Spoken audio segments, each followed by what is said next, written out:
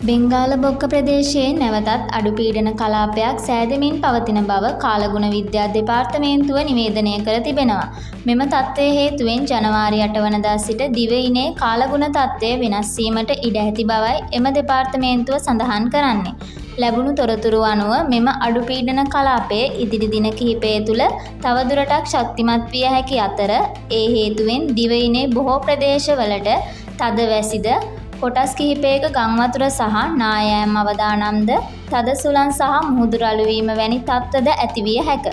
විශේෂයෙන් බස්නාහිර, දකුණු, සබරගමුව, මධ්‍යම සහ නැගෙනහිර පළාත්වලට වැඩි වර්ෂාපතනයක් ලැබිය හැකි බවයි අනතුරු අඟවන්නේ.